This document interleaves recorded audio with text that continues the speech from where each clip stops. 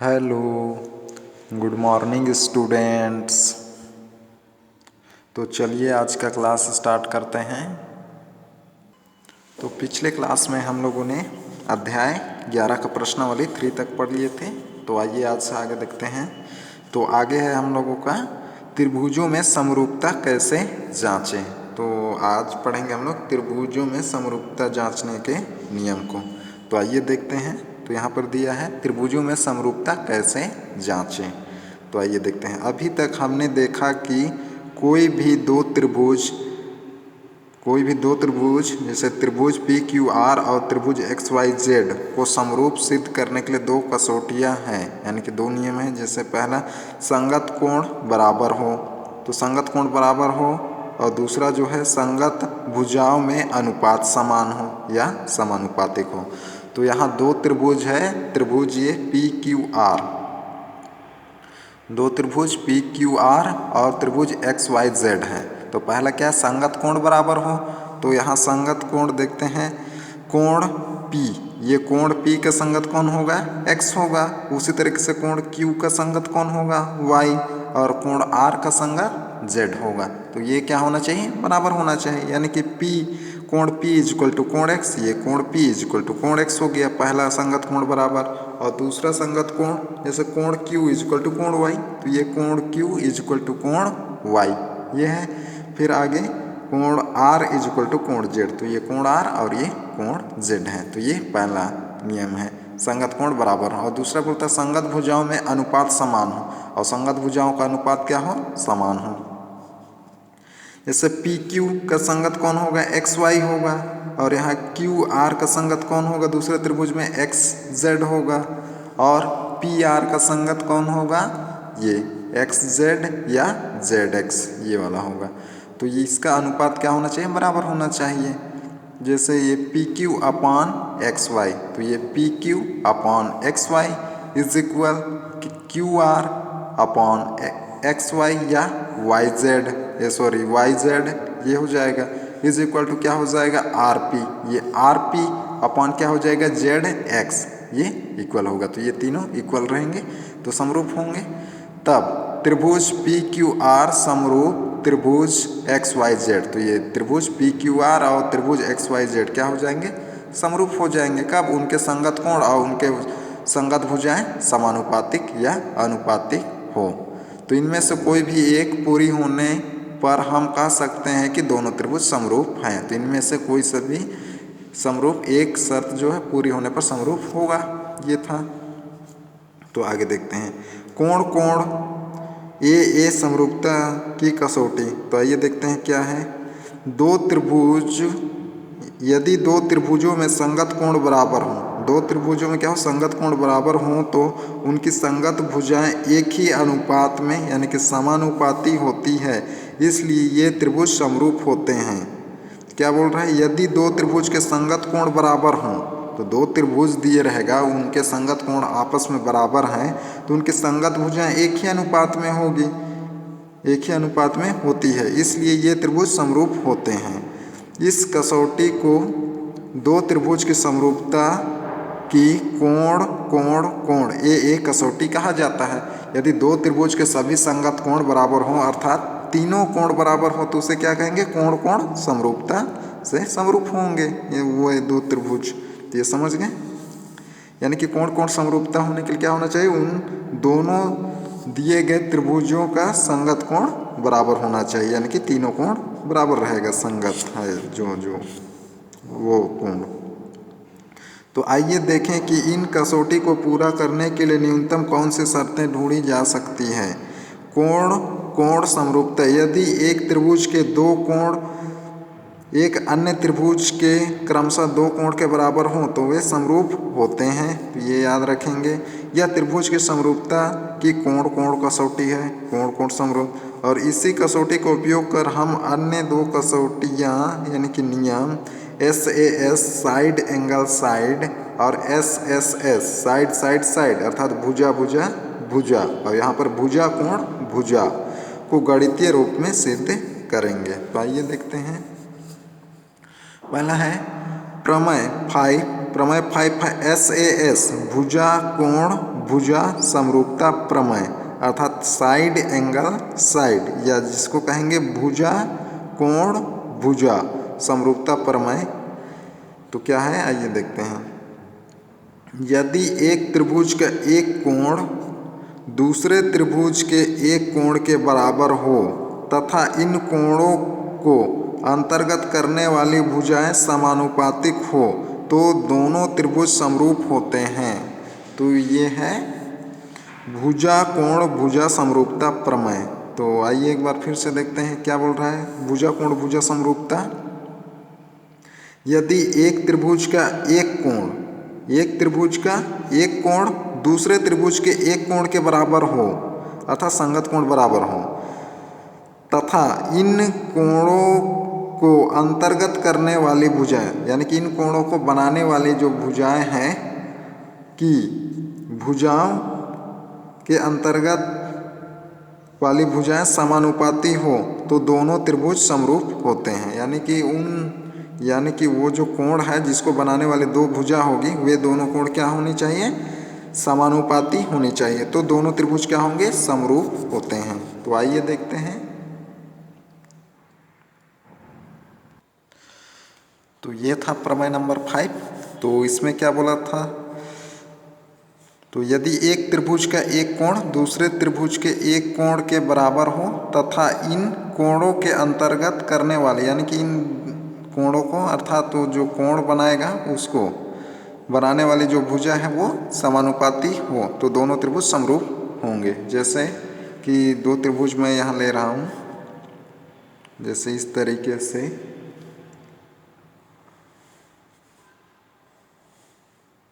एक त्रिभुज ये हो गया और दूसरा त्रिभुज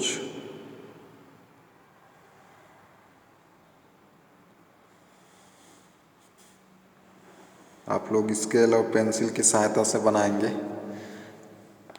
तो इस तरीके से A B C और ये हो जाएगा आपका D E F। तो इसमें क्या बोला था, भुजा कोण भुजा या SS प्रमेय में। तो इसमें बोला था कि बराबर जो कोण है, एक कोण बराबर हो, जैसे एक कोण A और कोण D बराबर है तो इसको अंतर्गत करने वाली भुजाएं समानुपातिक होना चाहिए, इनका अनुपात क्या होना चाहिए, समान।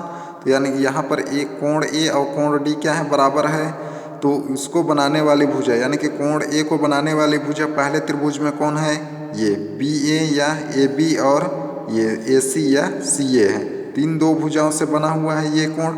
उसी तरीके से दूसरे त्रिभुज में कोण D को बनाने वाली भुजा कौन है, ये DE और DF ये है या FD है।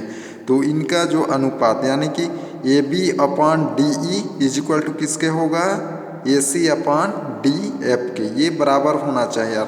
तो ये दोनों त्रिभुज क्या होंगे, समरूप होंगे। अर्थात इसमें कोण A इक्वल टू कोण D ये बराबर होना चाहिए और इनको बनाने वाली भुजा कौन है, ये AB।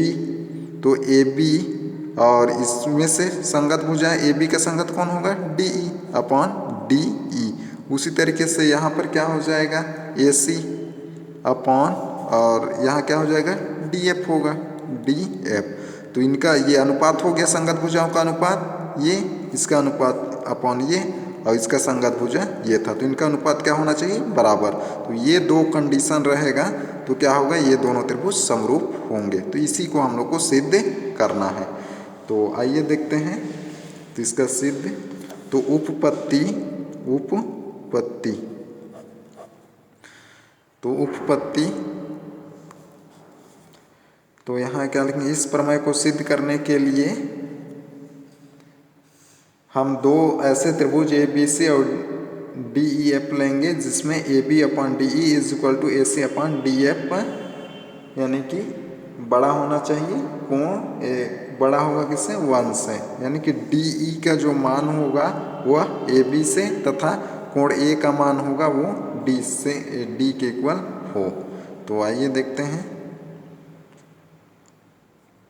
तो उपपत्ति, चलिए यहीं पे लिखते हैं, इस प्रमेय को सिद्ध करने के लिए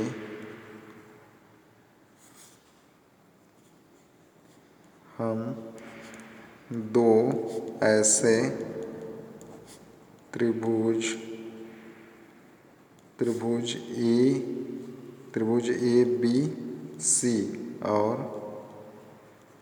त्रिभुज डी ई एफ लेंगे, जिनमें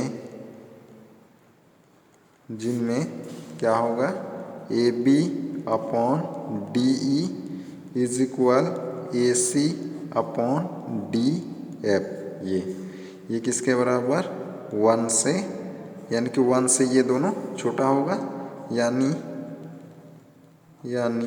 कि डी ई बड़ा है। तो यही दो त्रिभुज लेंगे यहाँ पर। डी ई किससे बड़ा होगा, ए बी से तथा कोण ए इज इक्वल टू कोण डी। तो यही दो त्रिभुज ले लेंगे। चलिए यहाँ बना लेते हैं त्रिभुज को। तो यहाँ पर क्या होगा, A B upon D E is equal to A C upon D F. ये क्या होगा, 1 से छोटा होगा, यानी कि डी ई का मान बड़ा होगा किससे, ए बी से। डी ई बड़ा होगा, यानी कि ये डी ई का मान किससे बड़ा होगा, ए बी से। और कोण ए और कोण डी क्या होना चाहिए, बराबर होना चाहिए। तो आइए आगे देखते हैं। तो इस तरीके से दो त्रिभुज है ए बी सी और डी ई एफ, जिसमें एक बिंदु है डी ई में P और डी एफ में Q, दोनों को इस तरीके से डॉट लाइन से मिला दिए हैं। तो यहाँ लिखेंगे त्रिभुज डी ई एफ में डी ई तथा डी एफ, तो ये वाला भुज है, पर क्रमशः दो बिंदु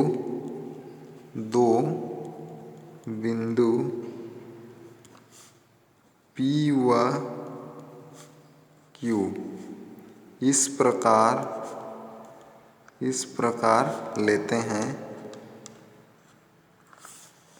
कि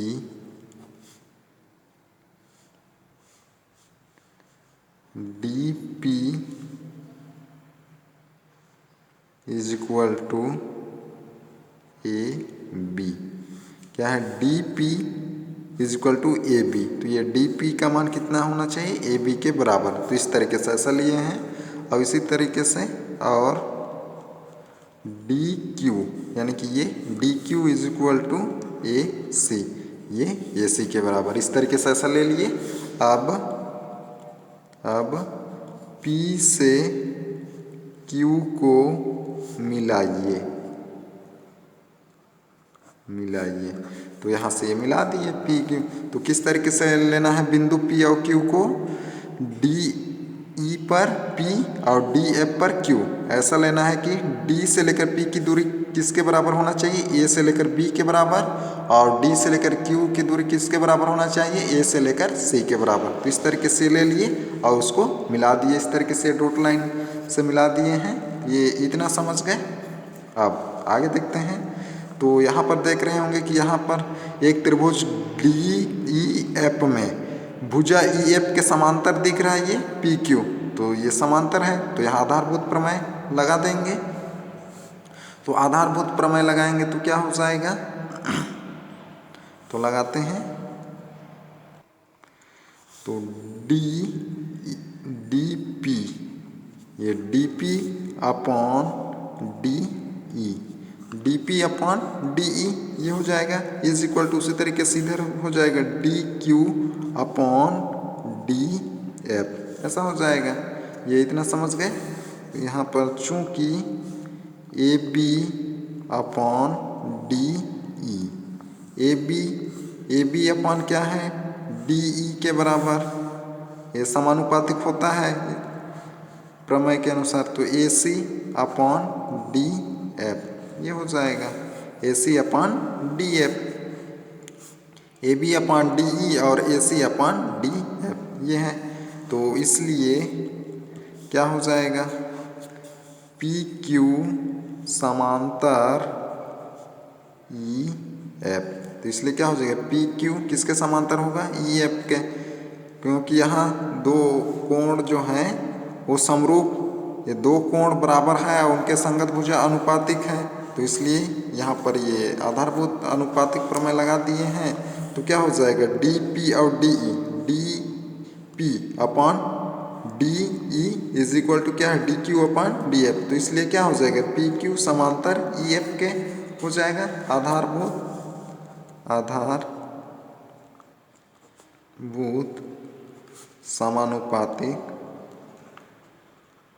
समानुपातिक प्रमेय से ये हो जाएगा।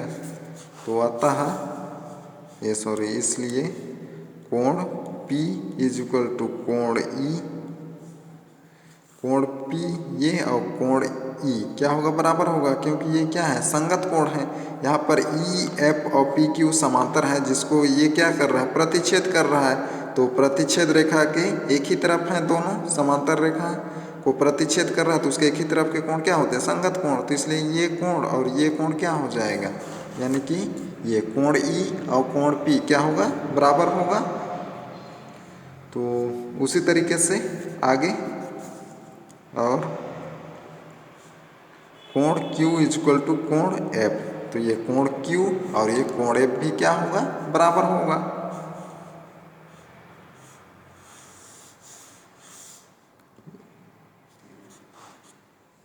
तो यहाँ क्या हो जाएगा, तो इसलिए क्या हो जाएगा, त्रिभुज ABC समरूप हो जाएगा त्रिभुज DPQ। तो ये त्रिभुज ABC समरूप क्या हो जाएगा, DPQ हो जाएगा।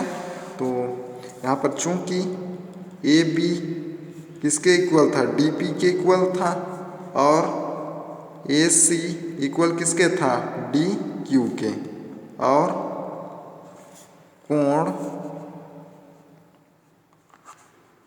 यहाँ पर लिख देते हैं, और कोण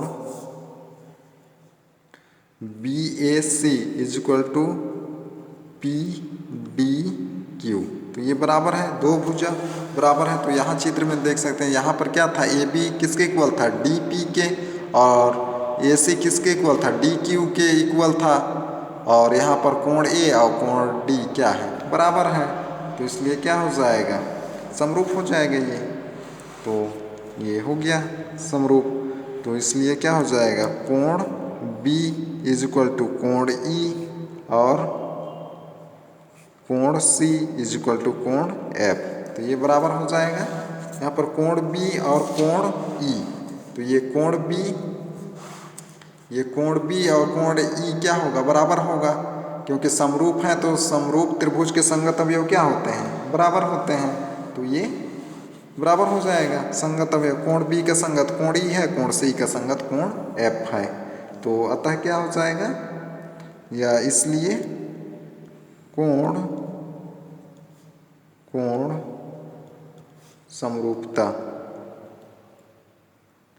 समरूपता के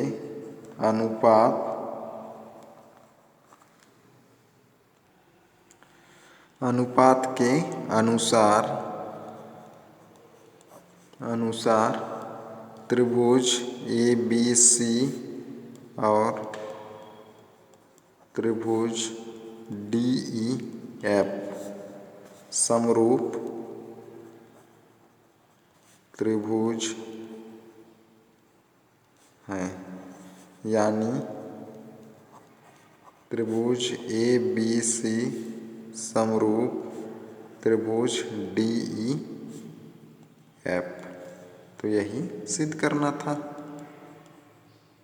तो इस तरीके से बनाना है, तो बन जाएगा। तो आइए देखते हैं अब आगे है प्रमेय नंबर 6, भुजा समरूपता प्रमेय। तो भुजा समरूपता प्रमेय क्या है, यदि दो त्रिभुज में एक त्रिभुज की भुजाएं दूसरे त्रिभुज के भुजाएं के समानुपाती हो तो वे दोनों त्रिभुज समरूप होते हैं। यानी कि क्या है, भुजा समान समता या समरूपता प्रमेय। यदि दो त्रिभुज में एक त्रिभुज की भुजाएं दूसरे त्रिभुज की भुजाओं के समानुपाती हो तो वे दोनों त्रिभुज समरूप होते हैं। तो यहाँ पर भी उसी तरीके से संगत भुजाओं का अनुपात क्या होना चाहिए, बराबर होना चाहिए। यानी कि तीनों संगत भुजाएं का अनुपात यदि बराबर है तो क्या होगा, वे दोनों त्रिभुज समरूप होंगे। तो इस प्रमेय को सिद्ध करके देख लेंगे आप लोग। तो आगे देखते हैं अब। तो आगे है उन प्रमेय से संबंधित क्वेश्चन। तो आइए देखते हैं। यदि उदाहरण नंबर 4 है, यदि पी क्यू समांतर आर एस हो तो सिद्ध कीजिए कि त्रिभुज पी क्यू आर समरूप त्रिभुज एस ओ आर आकृति 19 में। तो इस तरीके से आकृति है जिसमें बोला गया है पी क्यू समांतर है किसके, आर एस के, यानी कि पी क्यू और आर एस समांतर हैं तो ये दोनों एक दूसरे को प्रतिच्छेद नहीं करेंगे। तो ये दिया गया है। तो आइए देखते हैं। तो इसमें हम लोगों को क्या सिद्ध करना है, त्रिभुज पी ओ क्यू, त्रिभुज पी ओ क्यू ये त्रिभुज और त्रिभुज एस ओ आर ये दो त्रिभुज, यानी कि ये वाला त्रिभुज और ये वाला त्रिभुज हम लोग को समरूप सिद्ध करना है। तो आइए देखते हैं। तो यहाँ पर हल दिया है त्रिभुज में, यानी कि इस आकृति में पी क्यू समांतर आर एस। तो पी क्यू और आर एस समांतर है, तो समांतर है तो उसको क्या कर रहा है, ये रेखा पी एस और क्यू आर दो रेखाएं क्या कर रहे हैं, प्रतिच्छेद कर रहे हैं। समांतर रेखा को प्रतिच्छेद करेंगे तो उसमें जो कोण बनेंगे एकांतर कोण वे क्या होंगे, बराबर होंगे। तो ये यहाँ से इस तरीके से ऐसा, तो ये वाला और ये क्या है, एकांतर कोण है, यानी कि यहाँ कोण Q और कोण R एकांतर है। उसी तरीके से ये दो समांतर रेखा है पी क्यू ऐसा, तो इसको कौन प्रतिच्छेद कर रहा है, पी एस। तो यहाँ पर कौन सा, ये कोण P और कोण S क्या हो जाएंगे, एकांतर कोण। अब एकांतर कोण क्या होते हैं, बराबर होते हैं। तो वो बराबर हो जाएगा, दो अवयव बराबर हो गया। और एक क्या है, जब दो रेखाएं एक दूसरे को प्रतिच्छेद करती हैं तो प्रतिच्छेद बिंदु पर चार कोण बनते हैं। उनमें से क्रमशः विपरीत दिशा वाले कोण क्या कहलाते हैं, शीर्षाभिमुख कोण। तो यहाँ से ये वाला कोण और ये कोण क्या है, शीर्षाभिमुख कोण है, यानी कि कोण पी ओ क्यू और कोण एस ओ आर क्या है, शीर्षाभिमुख कोण है। और ये दोनों क्या होंगे, बराबर हो जाएंगे। तो तीन अवयव बराबर हो गया हम लोग का।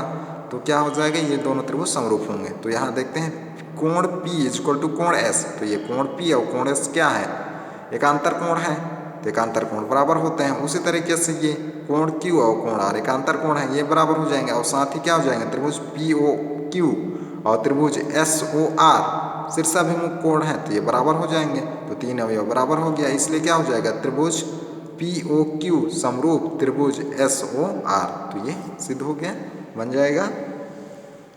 तो आगे देखते हैं। आगे है उदाहरण नंबर 5। तो उदाहरण नंबर 5 है, एक लड़की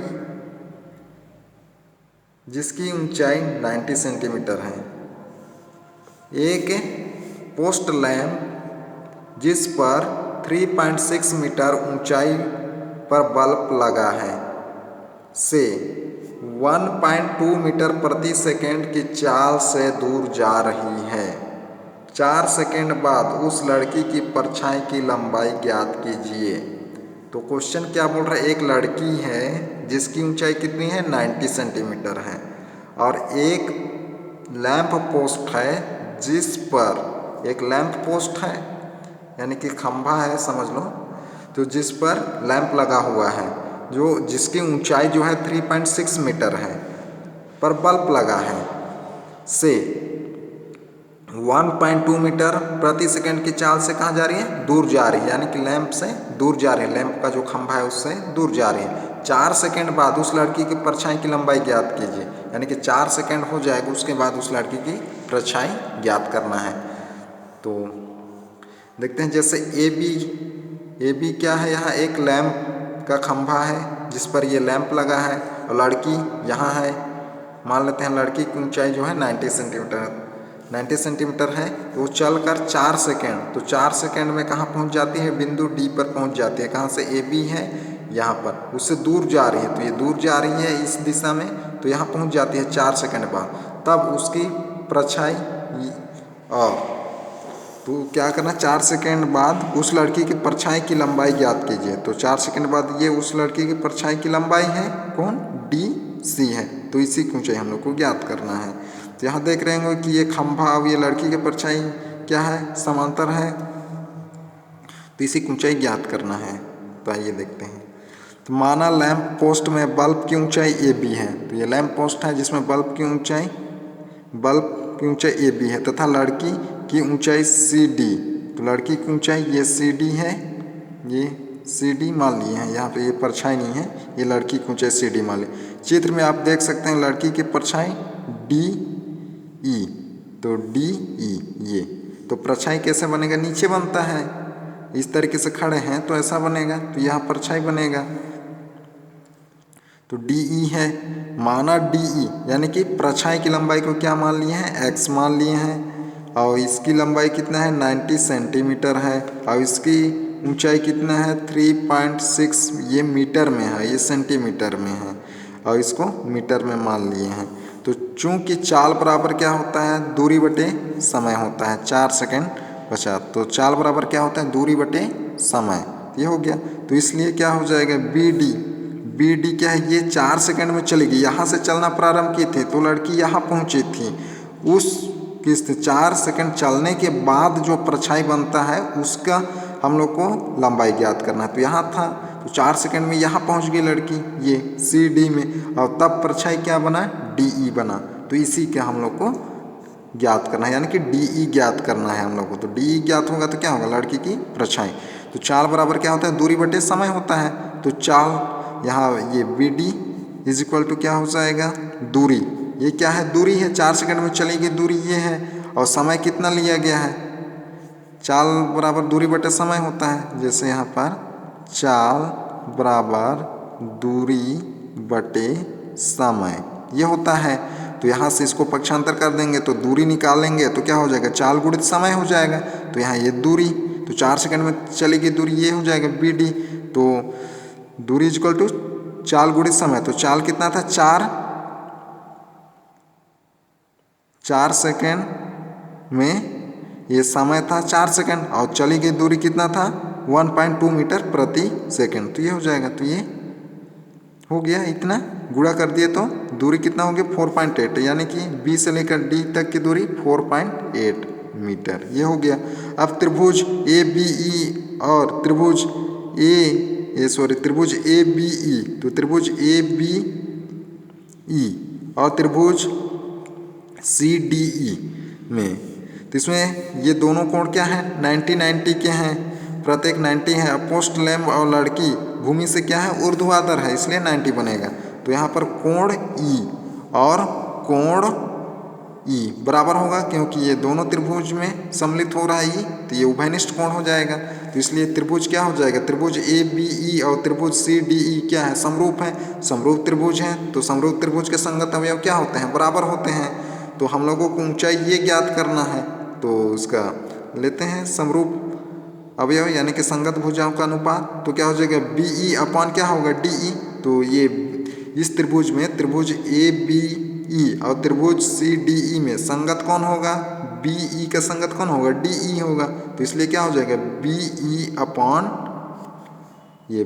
अपान D E is equal to क्या हो जाएगा, ए बी अपान संगत कौन है, सी डी, ये हो जाएगा। तो यहाँ सब मान रख देंगे उसका, B E, D E, A B और सी डी का मान।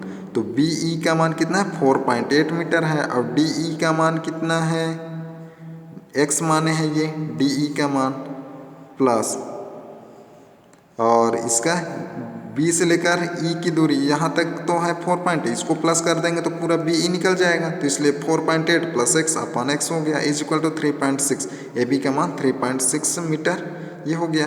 और सी डी का मान हो जाएगा, चूंकि 1 मीटर बराबर 100 सेंटीमीटर होता है, तो ये सी डी क्या है, 90 सेंटीमीटर में दिया था, उसको मीटर में कन्वर्ट कर दिए तो 0.9 ये आ जाएगा मीटर, क्योंकि यूनिट सबका बराबर होना चाहिए। अब यहाँ से इसको त्रिय गुणा कर दिए, त्रिय गुणा कर देंगे यहाँ से इसको और यहाँ से इसको, तो ये गुणा कर देंगे इसको सरल करके, तो इतना आ गया 4.8 plus X is equal to 4x, यहाँ से कटा दिए हैं। अब यहाँ से इसको एक साइड और इसको एक साइड, तो x का मान 1.6 आ गया। तो 4 सेकंड चलने के बाद लड़की की परछाई कितना हो जाएगा 1.6 मीटर। तो यह हो जाएगा आंसर। तो इस तरीके से बनाना है तो बन जाएगा। तो आज का होमवर्क देख लेते हैं आप लोगों का। तो होमवर्क में रहेगा आप लोगों का प्रमेय नंबर 6। तो होमवर्क में प्रमेय नंबर 6 को बनाएंगे। तो आज का क्लास यहीं तक, अगले क्लास में फिर मिलते हैं। Okay bye.